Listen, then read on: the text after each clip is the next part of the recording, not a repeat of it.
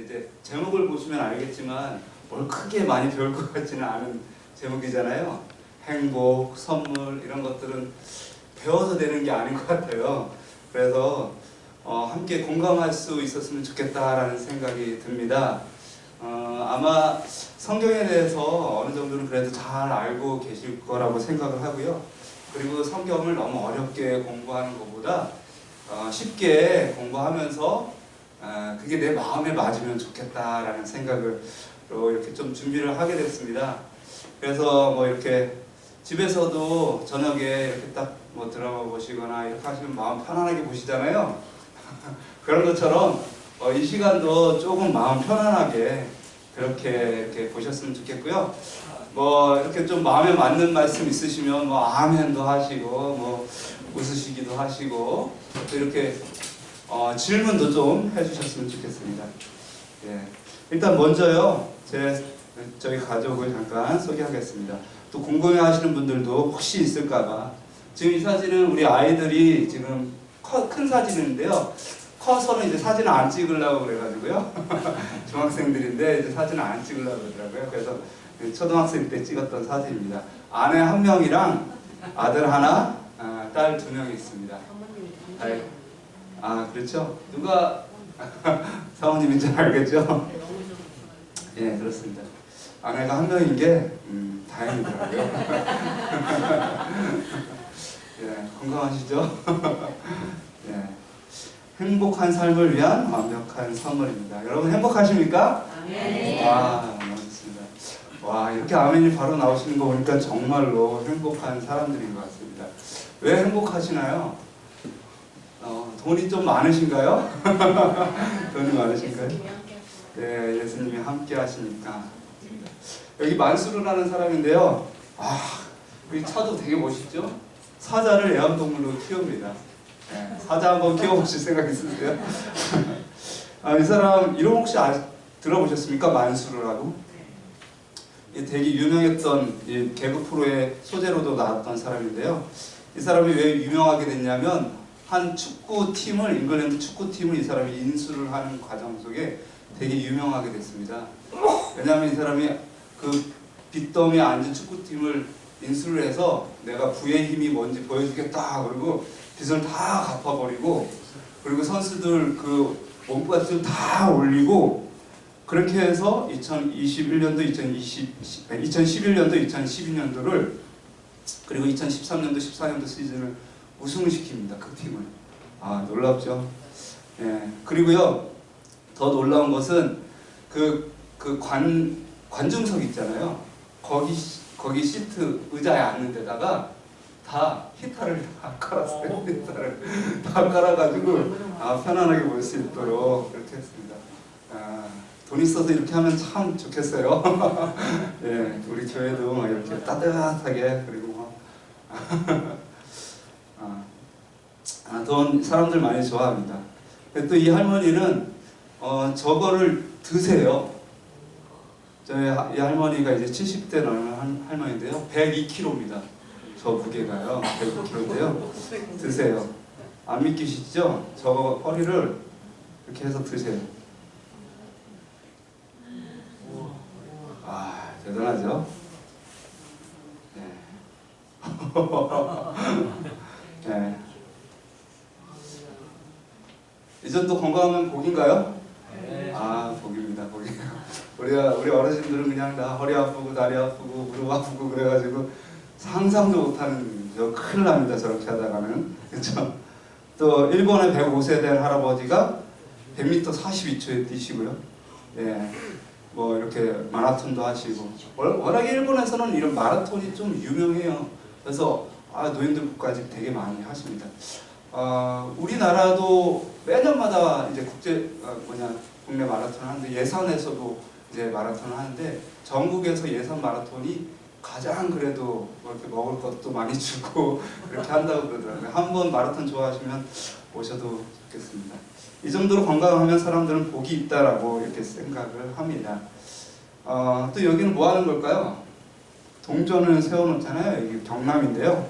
경남 산청 전통의학 엑스포 행사에서 여기에 왜 동전을 세워놓냐면 기바이라고 합니다. 기바이. 길을 얻어가려고 거기에다가 이제 동선을 세우는데요. 이 동전 다 어떻게 할까요? 한 2천여 개 이렇게 모았는데 다 불 위로 돕기 이렇게 기증할 예정입니다. 많은 사람들이 복을 받기를 원하고 복을 좋아하죠. 성경에 복이 처음 기록된 곳이 바로 이곳입니다. 같이 한번 읽어보겠습니다. 시작. 하나님이 첫째 날을 복주사 거룩하게 하셨으니 이는 하나님이 그 창조하시며 만드시던 모든 일을 마치시고 이 날에 안식하셨음이더라. 예, 그 성경에 제일 처음 나온 복이 되게 희한한 복인데 날짜에다가 그 복을 이렇게 넣어주셨어요.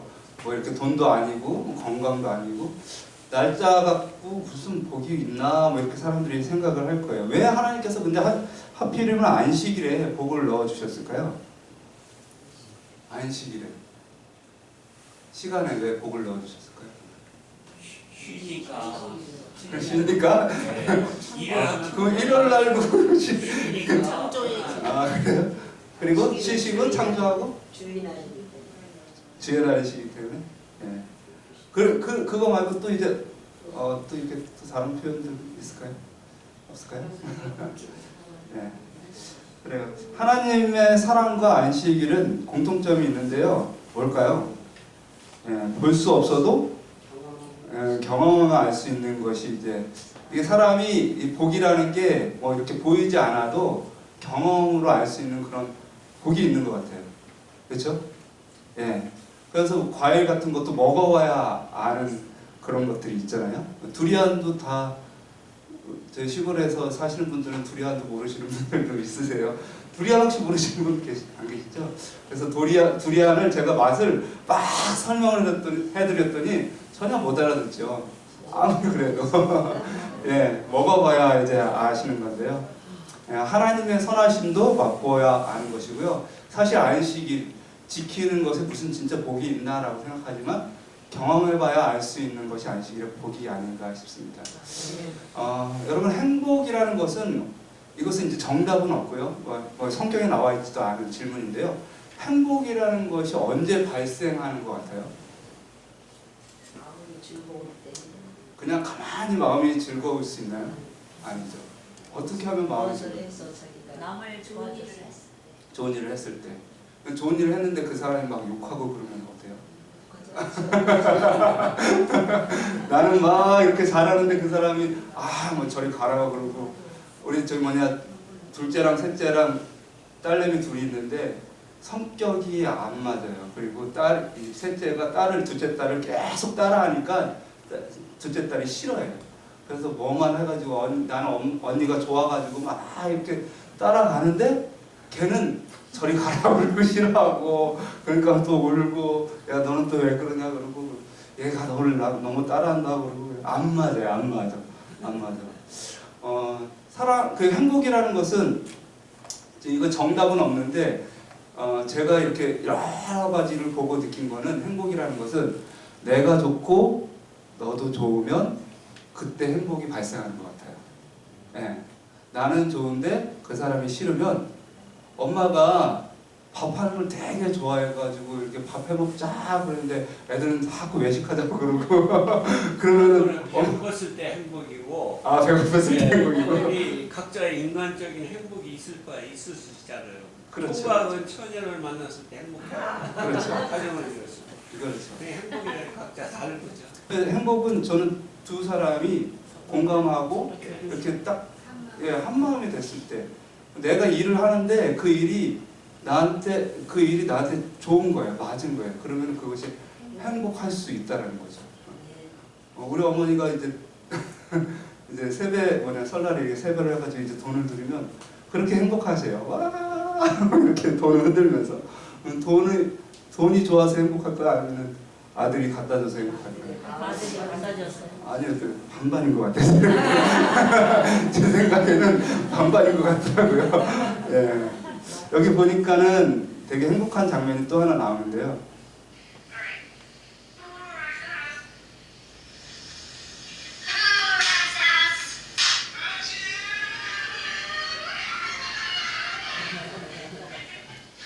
예. 군에서 이제 군대 이제 파병 갔다가 이제 진짜 몇 달 만에 이제 돌아온 거예요. 너무너무 감동적이고 보고 싶었던 아빠를 그 만났을 때에 엄청 행복한 거거든요. 엄청 정말 예. 뭐 이런 장면들이 많이 있습니다. 그래서요, 여러분 꽃을 보고 아름답다, 예쁘다 그러면 꽃이 기분이 좋나요? 아니면 내가 기분이 좋을까요? 내가 기분이 좋은 것 같더라고요. 그래서 자꾸 이제 눈이 오면은 뭐 이렇게 뭐 미끄러질까봐 걱정, 더우면 덥다고 걱정, 추우면 춥다고 걱정, 낙엽 떨어지면 낙엽 때문에 걱정, 이렇게 하는 것보다 모든 하나님께서 만드신 거에 대해서 감사하면서 반응하면 참 행복한 것 같더라고요. 그래서 사실 복은 누가 몇 천억을 갖다 줘도 거기에 반응할 수 없으면 절대 행복할 수 없더라고요. 보니까. 복은 마음에서 우러나오는 것 같아요. 예, 감사합니다. 예, 저도 그렇게 생각합니다. 예. 그래서요, 창조의 기념일에다가 안식일에다가 하나님께서 복을 넣어 주신 것은 하나님께서 주신 복이 우리가 상상할 수 없을 만큼 어마어마하다고 생각합니다. 정말 저 우주와 그 다음에 이 지구의 창조의 모든 것들이 사실 우리에게 복인데요. 그것을 느낄 수 있는 유일한 통로가 안식일 겁니다. 네, 그렇죠? 네, 왜냐하면 이게 어디서부터 왔는지 우리는 아니까, 그걸 믿으니까, 그리고 하나님을 바라보니까 그 시각으로 천지를 바라보는 거예요. 산을 보고 별을 보는 거예요. 그러니까는 저 모든 것들이 나를 사랑한다라고 계속해서 얘기를 해주는 거예요. 지난올의 시각에서는 결코 그렇지 않아요. 네, 지난올 시각에서. 그래서 지난올에서는 지금도 우주가 어떻게 하고 있다고 그래요? 예, 우주가 자꾸 팽창한다는 거예요. 한 점에서 시작해서 자꾸 팽창해서 수많은 별들이 있는데 우리는 그 별들 중에 하나고 그 별들에게서부터 태어났고 우리는 별들의 자녀예요. 그런 얘기를 하더라고요. 예. 근데 우리는 그런 존재가 아닙니다. 그런 존재가 아니라 하나님께서 사랑하시는 그 사랑을 받는 존재죠. 받는 존재. 예. 그래서 근본을 알고 그 다음에 하나님의 사랑을 알고 그것에 반응할 수 있는 것은 참 행복입니다. 네이버에요. 안 물어보는 질문이 없습니다. 어떤 아이가 25살 때는 아닌데요. 친아버지, 친어머니를 찾겠다고 네이버에 올렸어요. 예. 이혼을 3살인가 4살 때 이혼을 했는데 초등학교 5학년 때 새엄마를 만나고 그 밑에서 자라는데 20년 동안 궁금하지 않았던 그 엄마가 군대를 갔다 온 후에 궁금해지더라고요. 희한해요. 예. 그동안 궁금하지 않았는데 좀 철이 들고 뭔가 나의 존재에 대해서 어떻게 생각할 그때는 궁금해지더라고요. 그래서 그걸 좀 찾겠다고 이렇게 쓴 것입니다. 또 어떤 아이는 여기 혹시 보셨는지 모르겠습니다. 이게 새 아이인데요. 어머니가 이제 딴 데로 시집을 가시고 이혼하셔서 딴 데로 가시고 그리고 아버지가 간경화로 이제 죽게 되고 그 다음에 19살인 첫째가 두 아이를 이제 먹여 살리는데 얘가 이제 졸업하고 이제 군대를 가야 돼요. 근데 이제 아이들을 이제 먹여 살릴 수 없으니까 얘가 엄마를 수소문해서 찾아갑니다. 엄마가 너무너무 보고 싶은 거예요. 네. 그래가지고 찾아가서 이제 하는 얘기입니다.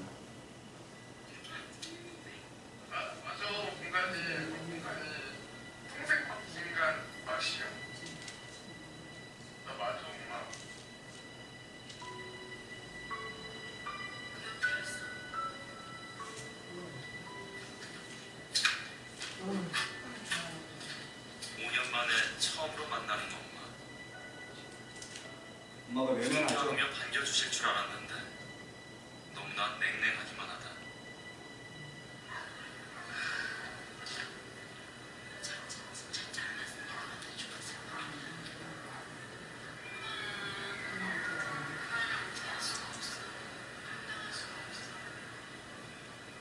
저런 반응 꼭 그렇게 하려고 해. 집에 찾아놨는데 한 번 더.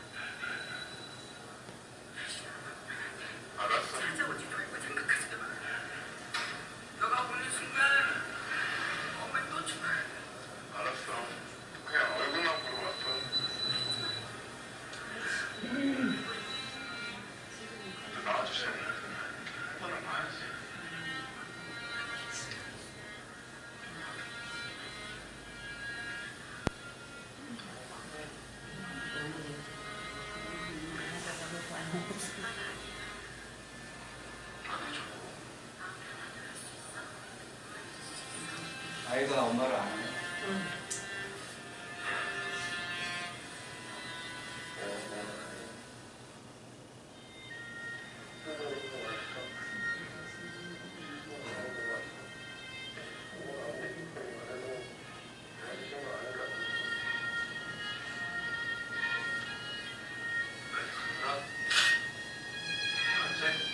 아들 잘 컸죠?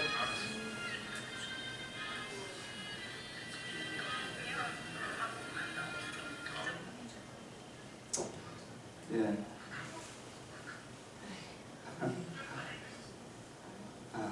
낳아주신 엄마들은 한 번은 봐야지 안아줘라고 끊임없이 이야기를 하는데 엄마는 또 그럴 수 없는 상황 속에서 끊임없이 이렇게 거절을 하는 과정이 너무너무 불쌍합니다. 범죄하기 전에 아담과 하와는 정말 안식일을 제일 사랑했었는데 왜냐하면 그의 만드신 분을 만났기 때문이죠. 그의 만드신 분을 만나고 그분의 사랑을 느꼈고 그리고 그분의 모든 축복을 보고 반응했어요. 정말 어떻게 행복했는지 우리는 상상할 수 없습니다. 그러나 우리가 죄로 말미암아 그 행복을 완전히 잃어버렸어요. 그래서 시편 95편 7절에는 대저 저는 우리의 하나님이시요 우리는 그의 백성 기르시는 백성이며 그의 손의 양이라 너희가 오늘날 그 음성을 듣기를 원하노라 라고 얘기합니다. 우리가 하나님의 음성을 들을 때 거기에 반응할 수 있으면 참으로 행복한 사람들일 것입니다. 제가 성경에 이제 성경 전체의 이야기를 어떻게 하면 쉽게 이야기할 수 있을까? 그래서 혹시 그 장로교에서 사형리라고 하는 거 들어보셨나요? 사형리? 네, 사형리라고 해서 뭐 우리는 하나님과 함께 있었는데 떨어져가지고 그 다음에 예수 그리스도로 말미암아 우리를 구원하셨는데 그분을 믿으면 구원을 얻는다 말하고 이런 사형리 전도법이 있어요. 근데 그거가 우리 교회랑 약간 안 맞은 것 같아서 이렇게 좀 만들어봤습니다. 그래서 제가 교재는 저기 프린트해서 이제 드렸는데요. 혹시 이게 저 내용 그대로 이제 하진 않는데 내용이 이제 담겨져 있습니다. 담겨져 있고요. 왜냐면 저 내용들을 그대로 하면 여러분 지루해서 5분 있다 주무실 거예요. 그렇기 때문에 이런저런 이야기도 섞어가면서 하는데요. 제가 이걸 좀 이제 첫 번째 걸 좀 설명을 드립니다. 하나님은 사람에게 복을 주시는데 복은요 사람에게서 결코 나올 수 없습니다. 왜냐하면 사람은 피조물이기 때문에. 하나님이 왜 하나님입니까? 왜 하나님이 신이죠? 왜 신이죠? 왜냐하면 성경에는 스스로 있는 자라는 말이 있습니다. 왜냐하면 스스로 있는 자가 하나님일 수밖에 없는 거예요. 그것이 그분의 존재, 의미이고 가치입니다. 그래서 이 세상 어떤 누구도 자기가 스스로 있는 자라고 한 분은 없어요. 전혀 없습니다. 진화론에서는 이제 에너지가 이 세상을 만들었다고 하는데 에너지는 혹시 만들 수 있어요. 왜냐하면 힘이 있기 때문에. 힘이 있는데 에너지가 있잖아요. 그러나 가치가 없어요. 의미가 없다는 거죠. 그래서 하나님께서 오직 하나님만 참 하나님이 되시고 그분이 이 사람에게 모든 행복을 다 주고요. 그가 모든 생명을 다 줍니다. 모든 사랑을 사람에게 주죠. 사람은 그것을 만들어낼 수 있다 없다? 없다라는 게 되게 중요합니다. 사람이 그걸 만들 수 없다는 화살표가 저렇게 갈 수가 없어요. 우리는 그냥 반사체입니다. 하나님을 반영하는 것이죠. 근데 하나님께서 주시는 복이 뭐가 있냐면 하나님이 이 성경에서 이제 복이라고 얘기했을 때는 항상 뭘 얘기하냐면 영생을 얘기하는 건지 혹시 아십니까? 그래서 헐몬의 시원에서 복이 내려오는데 그것이 뭐라고요? 영생이라고. 죽으면 다 소용없잖아요. 그래서 영생은 다른 의미로 무슨 의미냐면 무한한 기회예요. 무한한 시간이 주어지는 거예요. 이것처럼 놀라운, 왜냐면 내가 오늘 좀 아파가지고 죽을 것 같아도 계속해서 무한한 시간과 기회가 주어지면 연구해가지고 아니면 돈 벌어가지고 어떻게든 연구해서 고치면 돼요. 그 영생이라는 것은요 모든 복의 근원이 될 수밖에 없어요. 그렇잖아요? 어떻게 이렇게 아파 죽겠는데 오래 살아, 평생 살아, 이런 생각을 하지 마세요. 왜냐면은 평생 그냥 안 죽을 것 같으면, 죽지 않을 것 같으면 여러분 돈을 벌어도 엄청나게 벌 수 있고요. 연구를 해도 엄청나게 할 수 있습니다. 예. 그래서 모든 삶의 문제를 해결할 수 있는 것이 시간과 기회예요. 그 시간과 기회가 없기 때문에 우리가 아등바등 사는 거죠. 그것은 엄청난 복입니다. 그런데요, 이 영생만 줄 뿐만 아니라 이것으로 이제 하나님께서 그 복이 끝난 것이 아니라 나라라는 개념이 나옵니다. 나라라는 개념. 그래서 나라에는 뭐가 있어야 되냐면 백성과 그다음에 법과 그다음에 땅이 있어야 됩니다. 세 가지가 있어요. 이 개념이 성경에는 다 나오고요. 이것을 하나님께서 복으로 주셨어요. 네. 여러분, 법이요, 하나님의 율법이 복이에요, 구원을 받을 조건이에요? 네? 예수를 믿은 사람이요, 예수를 믿었어요. 근데 안식일을 안 지키면 구원 받아요, 못 받아요? 질문 자체가 잘못된 거잖아요. 그렇죠? 왜냐하면 저 안에서는 복으로 다 누릴 수 있는 거거든요. 복으로 다 누릴 수 있는 건데, 그런 모든 문제를 해결할 수 있는 그림이 저 그림입니다. 그래서 사실은 이 모든 복을요, 뭘로 주셨냐면 언약으로 주셨어요. 언약. 왜 언약으로 주셨을까요? 언약이라는 것은 쉽게 생각하면 이런 것입니다. 세상에 여자들이 많고 남자들이 많잖아요. 근데 만약에 저라면 그 여자들이 다 제 건가요? 그렇게 될 수 없죠. 그렇죠? 오직 누구만? 나랑 뭐한 사람만? 언약한 사람만 뭐가 있어요? 관계성이 있어요. 관계성이 있어요. 그래서 그에게 속해서 그의 모든 복을 다 받을 수 있는 거예요. 네, 이게 되게 중요한 개념입니다. 그래서 둘이 살아요. 이혼만 안 하면 어떻게 뜻이 좀 안 맞아도 이 사람이랑 너무 안 맞아. 성격이 너무 안 맞아. 그래도 이혼만 안 하면 뭐예요? 부부예요. 부부. 우리 집사람이랑 저도 엄청 안 맞아요. 한 10년 동안은 싸운 것 같아요. 어느 순간에는 또 포기가 이제 되긴 되는데, 그래도 저는 뭐가 있었냐면 절대 이혼을 하지 않는다라는 그런 것이 있었습니다. 왜냐하면 하나님께서 짝지어주신 것이기 때문에. 그래서 이 언약이라는 것은 되게 중요합니다. 언약만 깨지 않으면 하나님의 모든 복이 우리의 것이 이제 될 수 있다라는 그런 개념입니다. 그래서 예수님께서 이제 제자들에게 언약을 해주셨어요. 복을 주시기 위해서, 영생뿐만 아니라 복을 주시기 위해서 언약을 해주셨는데, 그 복이 바로 뭐냐면 하나님의 나라입니다. 한번 같이 읽어보시겠습니다. 시작.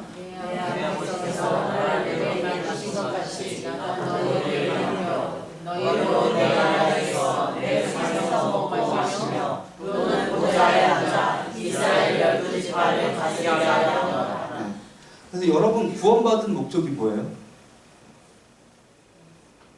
영생을 얻어서 뭐 하시려고요? 영생을 얻어서 영원히 살아서 뭐 하실 거죠? 영원히 살아서? 그 답이 원래 창세기 1장 26절에 나와요. 하나님께서 사람을 만드시고 뭐라 그랬어요? 생육하고 번성하여 땅에 충만하라고 그랬어요. 그래서 하나님의 영광이 이 사람을 통해서 온 천지에 그분의 생명력과 그분의 사랑과 그분의 행복이, 그분의 만족이 우리를 통해서 느껴지도록 만든 거예요. 그래서 우리가 너무너무 행복해서 찬양하고 이런 모습들, 그 날아다니고 생명력으로 날아다니고 이런 모습들을 하나님께서는 보고 싶었던 거죠. 그래서 정말로 행복한 것을 하나님의 뜻이고요. 하나님께 영광을 돌리는 것입니다. 네. 시간이 많이 없어서 조금 더 갈게요. 이분들 혹시 아시나요? 이분들? 네. 이분들 뭐 하는 사람들이죠? 네. 재벌의 뭐예요? 상속자들이에요. 상속자. 네. 여러분 재벌, 그 다음에 중소기업 이렇게 상속하는 거 어떻게 생각하세요? 상속. 무엇인가를 상속하는 거. 좋죠. 좋다고 생각하나? 이런 사람들 보면 어때요? 이런 사람들 보면 세금을 많이 이렇게 부여하고 싶죠. 근데 이제 중소기업들은 세금을 정말 많이 부여합니다. 한국에서는. 근데 외국에서는 그렇지 않다. 하나님께서는요, 이런 사람들 보면은 상속 안 하면 좋겠는데, 외국 기업들은요, 이렇게 상속하는 것이 되게 자연스럽고 되게 당연하고 되게 좋다라고 느껴지는 것이 있어요. 왜냐하면 그 기업들이 되게 정직하고요. 그리고 기업의 이윤을 사회에다가 막 환원을 하니까 되게 좋아해요. 그런 사람들. 이 기업도 마찬가지예요. 화장품 기업인데요. 한 3대째 계속해서. 근데 시장 점유율 1위, 16년 동안 계속해서 이렇게 하고 있습니다. 이 회사의 이게 이렇게 뭐라고 그러죠? 경영 법칙인데요. 직원 복지를 아낌없이 하고 사장의 월급을 줄이고 기부를 해라 라는 이런 법칙이 있습니다. 하나님께서 우리를 구원하신 것은 누구의 나라를? 하나님의 나라를 상속하게 하기 위해서입니다. 상속하게 하기 위해서. 그래서요, 마태복음 25장 34절에 뭐라고 그랬냐면, 내 아버지께 복받을 자들이여 나와 창세로부터 너희를 위하여 예비된 나라를 상속을 받으라. 여러분, 어느 날 여러분의 출생의 비밀이 밝혀졌는데요, 여러분이 삼성기업을 상속할 상속자예요. 그럼 어떠시겠어요? 좋아요? 감당하실만 하시겠어요? 그 회사 말아먹지는 않을 것 같아요. 저는 우리 집도 간사하기 힘들더라고요. 우리 집 두 딸과 그 다음에 이제 중학교 3학년 이 아들이 공부를 너무너무 안 하는데 말을 너무너무 안 들어요. 그래서 이걸 어떻게 하나. 근데 내 인덕이 부족해서. 근데 어떻게 이 기업을 운영하겠습니까? 그렇죠? 예. 저는 그래서 큰 교회를 가도 만약에 사람이 막 100명 이렇게 넘게 가면 너무너무 부담이 되더라고요. 물론 하나님께서 감당할 능력은 주는데, 우리가 하나님의 나라를 상속을 받는 것은 엄청난 특권입니다. 그런데 그것을 어떻게 해요? 뭐 할 수 있는 능력이 없는 것 같아요? 감당할 수 있는 능력이 없는 것 같아서. 근데 제목이 뭐예요?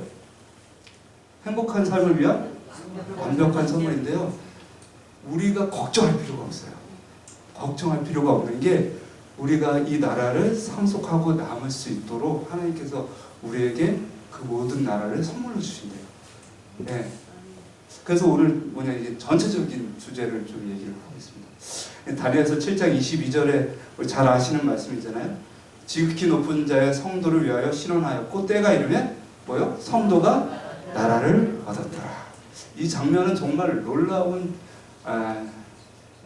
희망적인 말씀입니다. 다니엘서 7장 27절에도 지극히 높은 자의 성민에게 부침받으리니 그의 나라는 영원한 나라가 될 것이다. 우리가 받는 나라는요, 망할 나라도 아니고요, 그리고 우리가 감당하지 못할 나라도 아니고요, 그리고 하나님께서 반드시 우리에게 주실 나라예요. 주실 나라. 왜 드라마 같은 데 보면은 대기업 아들이 그거 기업 상속하기 싫어가지고 막 이렇게 도망 다니다가 막 망나니 짓 하다가 결국은 받잖아요. 여러분, 아무리 그렇게 하더라도 여러분 결국은 받게 될 거예요. 그러니까 준비 단단히 하셔야 돼요. 준비 단단히. 예. 하나님의 나라는 어떤 나라인가요? 사단의 나라와 비교했을 때 하나님의 나라는 뭐가 있는 나라예요? 생명이 있는 나라예요. 생명. 그러니까 우리가 사는데 사는 것처럼 살아야 되는데 죽은 것처럼 사는 사람이 있어요, 없어요? 다 죽어가는 사람처럼 맨날 아이고 죽겠나 하고 하나님 언제 데려가시나. 이거 하나님 나라 백성이? 아니에요. 내가 살아서 어떻게 살아야겠다? 에녹과 같이 살아서 하늘나라에 올라가야겠다. 일이 끝났어요, 안 끝났어요? 살아있으면 하나님의 자녀의 삶은 끝나지 않았습니다. 끝나지 않았어요. 그래서요, 살아있는 사람은, 하나님의 사람은 생명이 있고요, 그 생명이 있는 사람은 반드시 움직이게 돼 있고 생명을 소중하게 생각하게 돼 있어요. 살아나면서 살게 돼 있죠. 여기 보니까는 이것도 좀 넘어가고요. 여기 사람을 살리는 장면들 많이 이제 보시잖아요, 소방관들이. 근데 이번에는 캘리포니아에서 불이 났는데 한 가정집에서 불이 나가지고 화재 때문에 이제 막 불을 다 껐는데 끄려고 하는 상태에서 이 소방관이 막 들어갔어요. 그러더니 개 한 마리를 데리고 나온 거예요. 개 한 마리를. 그 개 한 마리를 데리고 나왔는데 얘가 이제 다 죽어가니까 뭐 하고 있어요? 심폐소생술 하고 있어요. 심폐소생술. 야, 생명의 소중함을 우리는 갖고 있어야 돼요. 누구라면? 그리스도인이라면. 네, 사람이라면. 네. 근데 너무너무나 동물을 어떻게 해요? 학대하죠. 여러분 우리 치킨, 뭐 피자, 소고기, 먹거리 엄청 많이 있잖아요. 그거 다 어떻게 나오는 건지 아시죠? 예, 상상도 못할 방법들로 동물들이 학대를 받으면서 나와요. 우리는요, 가끔씩은 그래도 1년에 한 번씩은 그들을 위해서 진짜 추모 예배라도 드려야 돼요. 우리가 인간이라 어쩔 수 없이 맛있게 먹고 행복하게 먹지만 그럼에도 불구하고 우리는 그들을 향해서 어떤 마음을 가져야 될지 다시 한번 생각은 해야 된다는 거죠. 여러분 심지어 개 한 마리가 여기 누굴 물고 가요? 애기를 물고 가요. 먹으려고 그럴까요? 쓰레기통에서요. 애기가 버려져 있는 것을 울고 있는 것을 발견했는데 개가 이 아이를 물고요. 어디를 갔냐면 병원으로 갔어요. 그리고 병원에서 이 아이를 살렸습니다.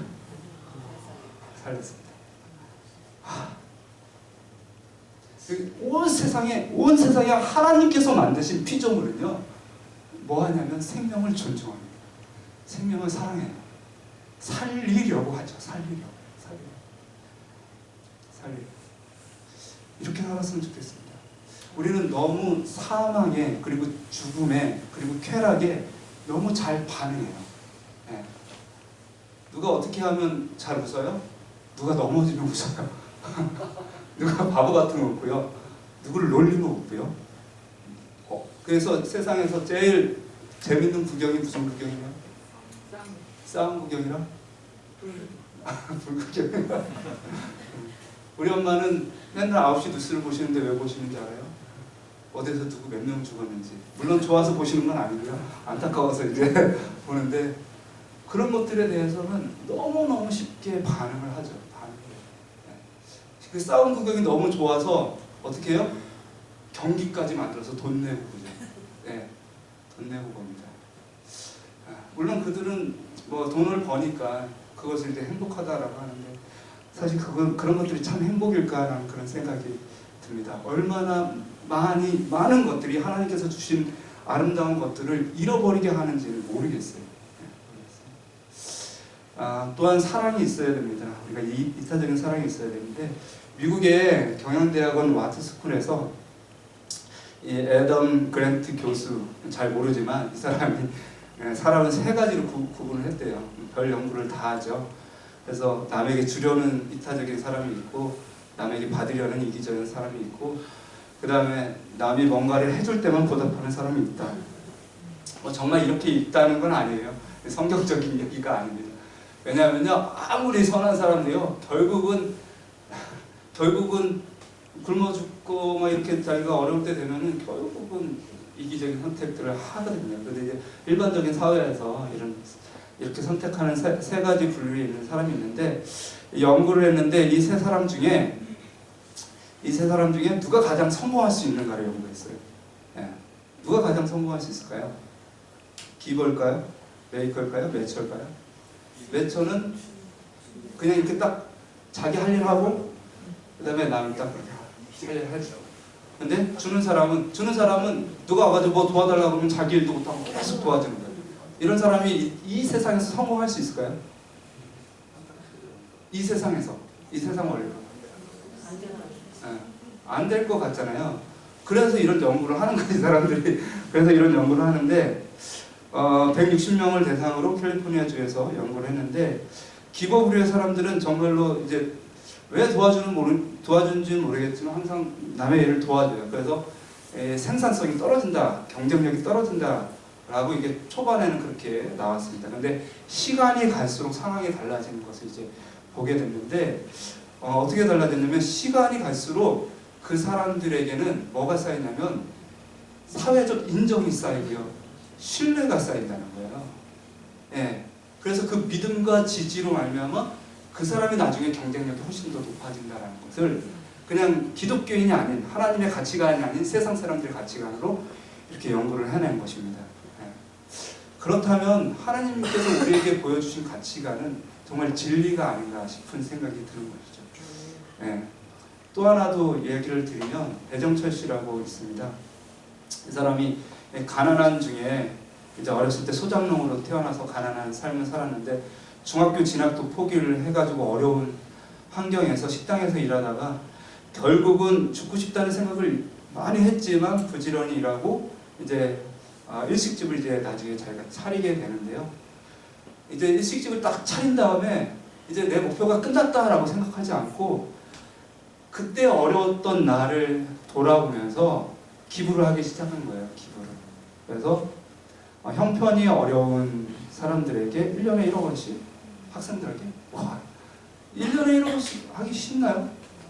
이 사람이 장사가 잘 돼서 이렇게 하는 것이 아니라 이렇게 기부를 하다 보니까 계속해서 들어온다는 거예요. 본인이 50억을 이때까지 내놨는데 이것을 만약에 모은다고 생각했으면 이렇게까지 돈이 들어오진 않았을 거예요. 저희 교회도 되게 희한한 게 전도회를 하고 봉사활동을 하고 선교를 하면 할수록 교회에 이제 감사원금과 월정원금이 거기에서 거긴데 감사원금이 확 뛰면서 교회 재정이 우리가 계산하는 것보다 훨씬 더 많이 사용하게 되는 것들을 이제 발견하게 됩니다. 네, 뭐 엄청나게 많은 기부들을 하죠. 네, 이 사람이 이제 이런 얘기를 합니다.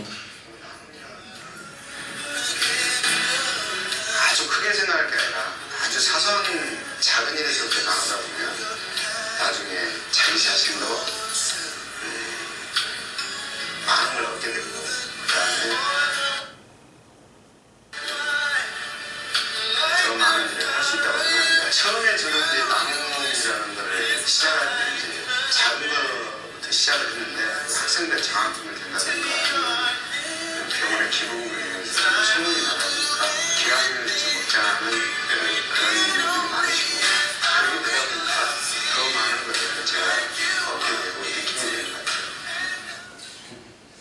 네, 교회 헌금뿐만 아니라 우리가 가난하잖아요. 보통 이제 재력교인들이 그럼에도 불구하고 이렇게 나눔을 실천하면 그리고 거기에 대한 반응이 이제 들어오기 시작하면 정말 우리의 신앙생활이 너무너무 행복해질 거예요. 그것은 하나님의 가치관이기 때문에 그렇습니다. 네. 나라를 구성하는 요소 3요소 아까 설명드렸었는데 하나님께서 백성을 주신 것은 하나님의 품성을 담게 해주시라는 것을 알고 있습니다. 왜 하나님 품성을 담게 해줬냐면 그것은 거울 효과입니다. 거울 효과. 하나님을 닮게 만들어서 그 사랑에 반응할 수 있도록 해주신 것이고요. 그리고 또 이제 법을 주셨습니다. 여러분 법은 왜 주셨을까요? 법. 질서를 위해서. 법은 개인을 위해서 주셨을까요? 공동체를 위해서 주셨을까요? 예, 이게 되게 중요합니다. 그래서 법은요, 개인의 구원과 관계가 있을까요? 없을까요? 개인의 구원과 전혀 관계가 없어요. 예, 그래서 율법 때문에 구원받는다 없는데 이 논쟁 자체가요, 되게 쓸데없는 짓이에요. 여러분, 혼자서 구원받을 것 같으면 법이 뭐 필요 있어요? 그렇잖아요. 같이 가려니까 법이 필요한 건데 보세요. 같이 교회 다니는데 원수가 하나가 있어요. 어쨌든 같이 가야 돼요. 근데 나는 저 사람 때문에 하늘나라 안 간다는 사람이 있어요, 없어요? 있어요. 예. 그래서 하나님의 법을 감당할 수가 없는 거죠. 그래서 같이 근데 이 법을 좀 잘 이해하셨으면 좋겠어요. 법을. 나중에 이제 좀 다 설명을 드릴 텐데요. 그래서 법은 어쨌든 사회적 약속이고 둘 이상 함께 살아가야 될 때 필요한 것들입니다. 그리고 또한 이 법이 있어야지 뭐가 되냐면 이 개인의 생명이 개인의 삶이 더 풍성해져요. 그래서 성경에 계속 어떤 얘기가 나면 내가 너를 구원할 뿐만 아니라 너의 삶을 풍성하게 한다는 얘기가 나오는데 그것이 다 이제 법과 관련된 얘기들이 많이 있습니다. 예, 더 풍성해지는 거예요. 왜냐하면은 아담이 하나님께서 아담을 딱 만들어 놓으셨을 때 이 아담이 완벽했어요? 완벽하지 않았어요? 그 자체로 완벽했었습니다. 정말 그 자체로 완벽했어요. 그런데 좋지 못하다라고 한 거예요. 예. 왜 그랬냐면 사람은 언제 행복하다고요? 반응할 때, 같이 할 때. 그래서 2 이상의 사람들이 만나고 3 이상의 사람들이 만나고 그 다음에 사회가 만나고 국가가 이룰 때 그 모습이 너무너무, 그러니까 우리가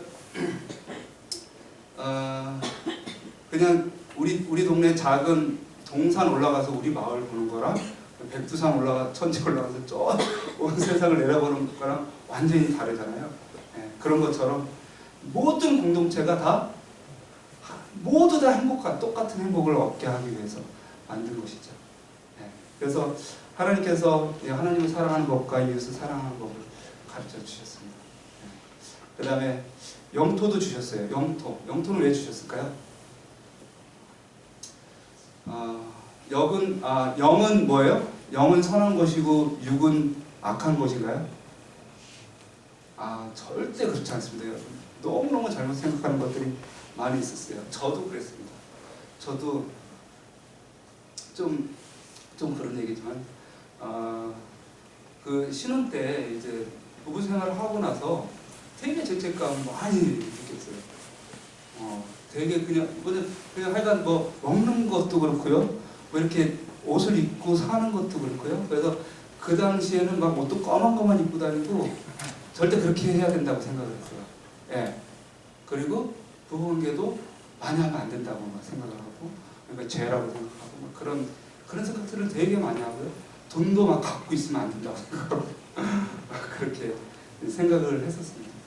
근데 이제 스님들이 그렇게 하시잖아요. 예, 그렇게 하시는데 절대 진짜 종교가 아니에요. 진짜 하나님께서 우리에게 복을 주셨는데 땅을 주신 이유는 왜냐하면 우리가 어디서부터 왔냐면 흙에서부터 왔어요.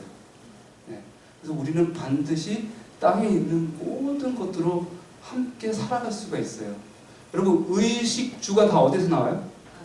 다 땅에서 나오도록 만들었어요. 그래서 그것을 누리도록 하는 것이, 그래서 하나님은 영이시고요. 천사들도 영이에요. 육체가 없어요. 그들이 뭘 어떻게 느끼는지는 모르겠어요. 근데 우리는 오감을 통해서 느껴요. 오감을 통해서 먹고 만지고 보고 함으로 그 하나님께서 주시는 행복을 우리가 실제적으로 느낄 수 있도록 하나님께서 우리를 인간으로 창조해 주셨어요. 와, 이건 정말 대단한 하나님의 복이라고 생각합니다. 네. 근데 이게 되게 중요한 게 개념이 있는데 또 이 땅과 씨와 이 법이요 다 연관성이 있다라는 거예요. 성경에 보면 표현을 보면 이런 표현들이 나와요. 너희가 하나님의 계명을 지키면 뭐 한다고요? 지키면 뭐의 복을 받는다고요? 땅의 복을 받는다. 이런 얘기들이 나와요. 왜 그런 얘기 나와요? 그것은 조건을 의미하는 것이 아니라 이 관계성을 계속해서 설명하고 있어요. 관계성을. 예.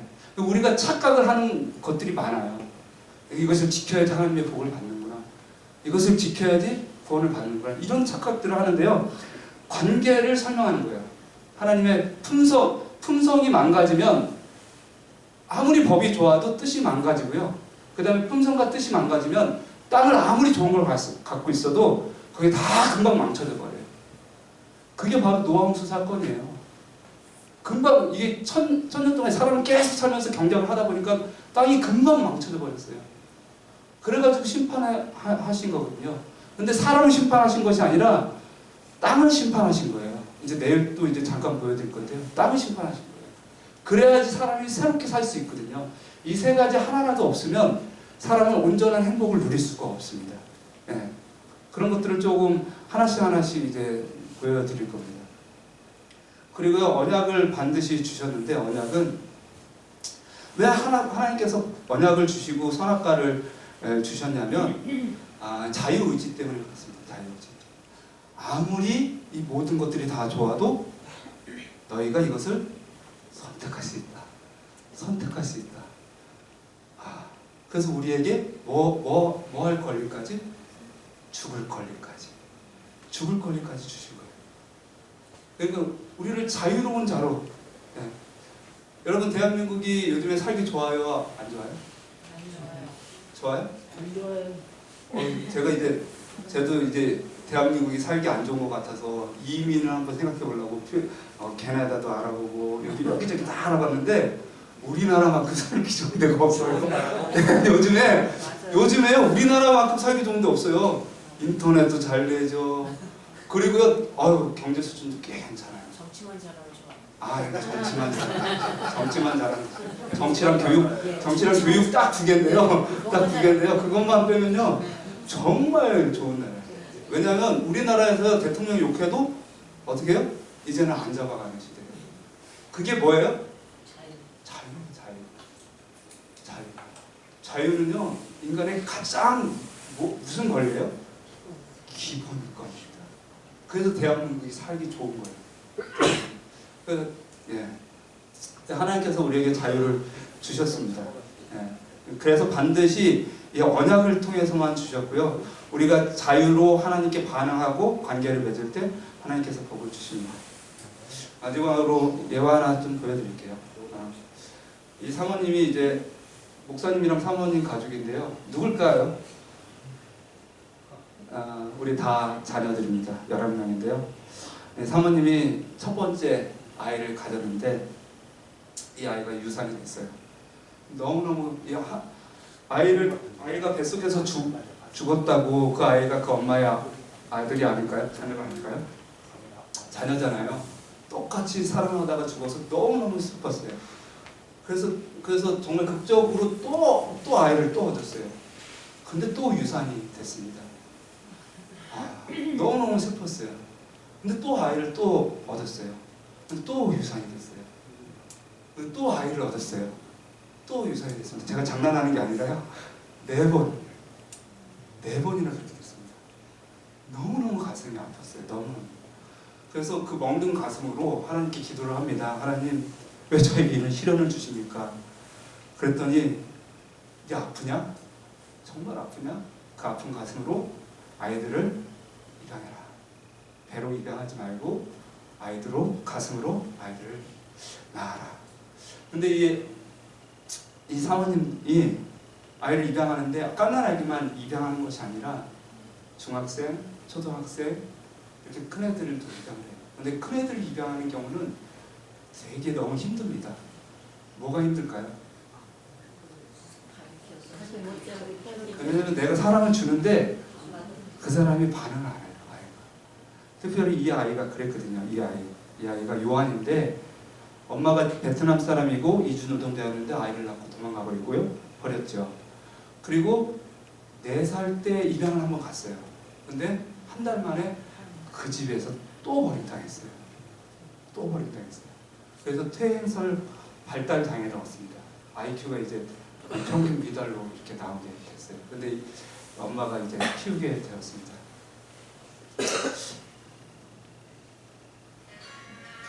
하지만 요한이야말로 아내를 가장 많이 울렸습니다.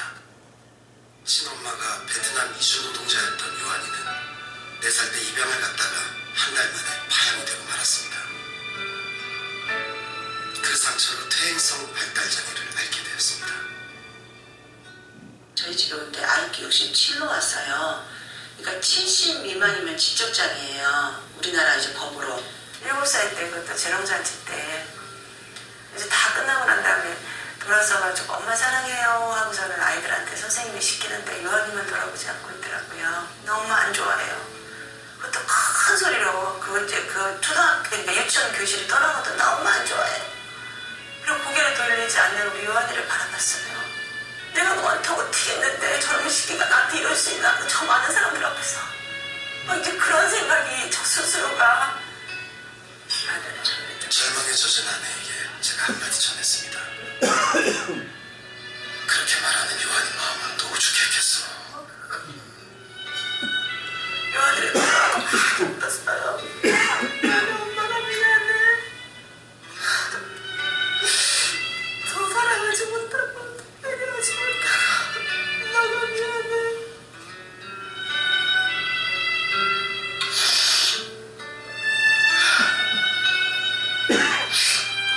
근데 정말 기적이 일어났어요. 요한아 미안해 하고 그러는데 요한이가 사람만 끌어안고 오는 거예요. 진심이 통하는 순간이었습니다. 그리고 우리 요한이 처음에 그 지적장애의 모습으로 우리 집에 왔다가 지금 IQ 130에 천재가 된 세상에 너무나도 기가 막힌 우리 요한이 전교 1등입니다. 대단하죠. 사랑에 반응하니까 완전히 달라졌죠. 하나님께서 정말 우리를 끊임없이 정말 발달 장애와 같은 그리고 반응하지 못하는 사람들과 같은 우리에게 끊임없이 이야기하셔요. 내가 너를 사랑하고 내가 너에게 반드시 복을 주겠다. 복을 주겠다. 여기 보면은 이르시되 내가 뭐로? 반드시 너에게 복 주며 너를 번성하게. 여기 복은 생명이고요. 앞에 복은 생명이고 뒤에 복은 하나님 나라입니다. 너를 번성하게 하고 번성하게 하리라 하였다. 그가 이같이 오래 참아 약속을 받았느니라. 주님께서 그 어머니처럼 우리에게 끊임없이 이야기하십니다.